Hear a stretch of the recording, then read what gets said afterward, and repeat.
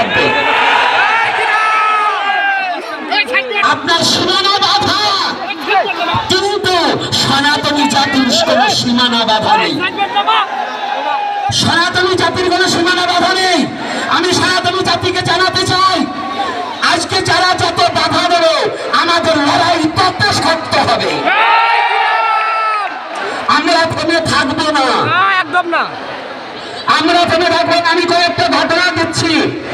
একেবারে গত 5ই নভেম্বর 2024 ঢাকা বিশ্ববিদ্যালয়ের টিএসসিতে এক মহা সংবাদ সম্মেলন ইনকিলাব বংশের মুখপাত্র শফিকুল উসমান বিন হাদি আমাদের জয় শ্রীরাম ধ্বনিকে অপরাধের সাথে তুলনা করেছে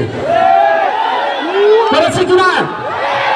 সে বলেছে জয় শ্রীরাম নাকি জয় বাংলা জয় বঙ্গবন্ধু স্লোগানের সাথে। মিথ্যা কথা, তোমার ভাবনা নেই।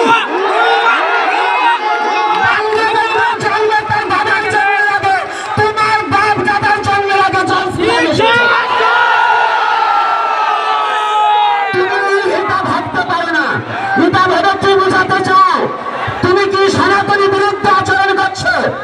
তুমি এটা ভেবে তুই বোঝাতে চাও তুমি শফিকুল একটা কথা জেনে রেখো, তোমার বাপ দাদার জন্মের আগে সনাতন ধর্ম, যখন তোমার বাপ দাদার অস্তিত্ব ছিল না তখন সনাতনী ধর্ম ছিল, তখন সনাতন ধর্ম ছিল। এটা সনাতনকে হয়ে পূর্ণ করা। আমি সনাতনী সন্ত মন্ডলের কাছে এবং চিন্ময় বাবা সহ সবার কাছে প্রার্থনা, প্রত্যেক জেলা থেকে আমার ধর্ম অবমাননা করেছে এই বিরুদ্ধে আমাকে মামলা করতে হবে।